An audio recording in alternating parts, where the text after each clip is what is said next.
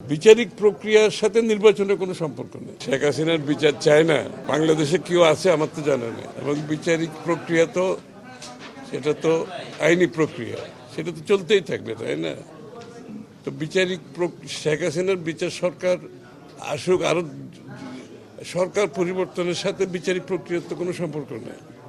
বিচারিক প্রক্রিয়া হচ্ছে আমরা আইনের শাসনে যদি বিশ্বাস করি, তো বিচারিক প্রক্রিয়া চলতে আছে এবং চলবে।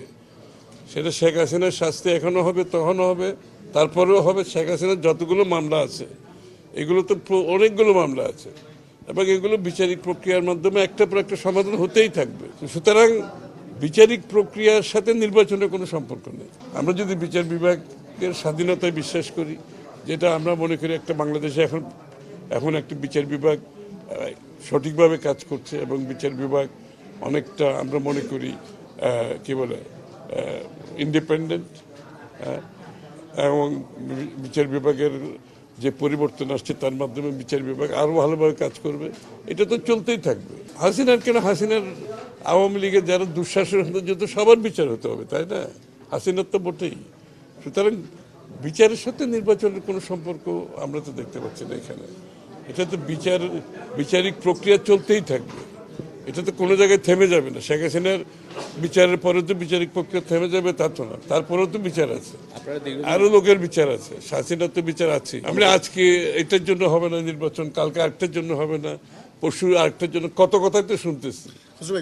এই সমস্ত কথাবার্তা বলে নির্বাচন ব্যবস্থা, গণতান্ত্রিক ব্যবস্থাকে পিছিয়ে নেওয়ার কোনো সুযোগ নাই, কোনো সুযোগ নাই। এটা একদম পরিষ্কার কথা।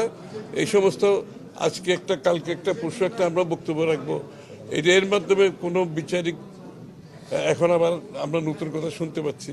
সুতরাং এগুলোর বলে তো নির্বাচন ব্যবস্থার, গণতান্ত্রিক ব্যবস্থাকে পিছিয়ে নেওয়ার কোনো সুযোগ নাই।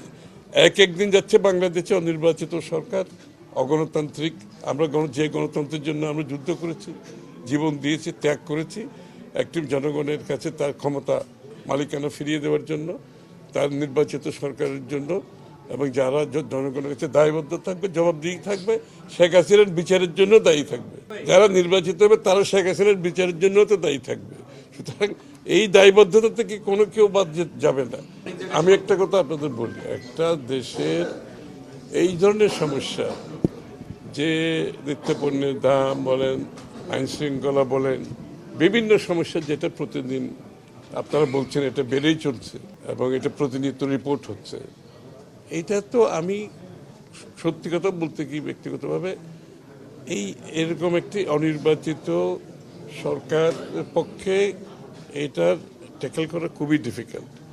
এখানে এই সমস্যাগুলো সমাধান করতে গেলে আপনাকে জনগণের সমর্থন নিয়ে আপনাকে একটা দল ক্ষমতায় থাকতে হবে, জনগণের অর্থাৎ রিপ্রেজেন্টেটিভ ক্যারেক্টার থাকতে হবে এর মধ্যে, অর্থাৎ জনগণের কাছে দায়বদ্ধতা জবাবদিহি থাকতে হবে। অর্থাৎ আপনার জনগণ, একটা অ্যাডমিনিস্ট্রেশন চলে কীভাবে একটা গণতান্ত্রিক প্রক্রিয়াতে, এটা চলে একটি নির্বাচিত সরকার যখন আসে তার সাথে জনসমর্থন নিয়ে আসে, এবং সেই জনসমর্থন পলিটিক্যাল ওয়েট, পলিটিক্যাল মাইট, পলিটিক্যাল মাসেল দেশ পরিচালনার একটি অংশ। কিন্তু এখানে খালি আইনশৃঙ্খলা বাহিনী আর সরকারি কর্মকর্তারা দেশ চালায় না। দেশ পরিচালনার পেছনে মূল শক্তি হচ্ছে জনসমর্থন পুষ্ট একটি সরকার যখন ক্ষমতায় থাকে, এবং তারা যে সিদ্ধান্তগুলো নিতে পারবে, তারা তাদের দৈনন্দিন জীবনে মানুষের কাছে যে জবাবদিহিতা, তাদের এমপিরা বলেন, তাদের দলীয় নেতাকর্মীরা দৈনন্দিন জীবনে তাদেরকে জবাবদিহিতা করতে হয়, এবং তারা জনগণের ফিডব্যাক পাচ্ছে। সুতরাং জনসমর্থন পুষ্ট সরকার ব্যতীত, political weight, political muscle, political সমর্থন ছাড়া আপনি এই সমস্ত সমস্যার সমাধান করা খুবই কঠিন।